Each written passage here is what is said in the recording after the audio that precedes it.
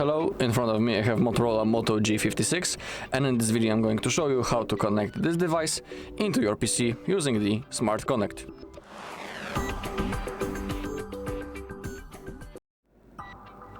Okay, so let's begin. First, on our PC we need to open up the Microsoft Store. In here type Smart Connect, find the app from the Lenovo ENC and basically install it. And once it's installed, open up your search bar right in here and find Smart Connect.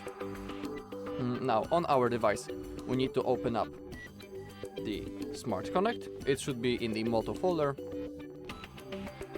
Now click on Add Device, click on PC, click on Continue Pairing. Now we can choose the option between wireless and the cable. I'm going to show the wireless option.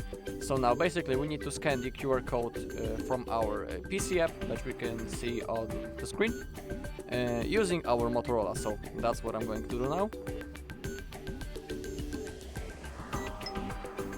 Okay, and now as you can see our PC has been successfully paired with our phone. Click on Get Started, click on your computer, and in here we have features such as app streaming, phone on PC, webcam, files, hotspot, smart clipboard, cross control, and the Share Hub.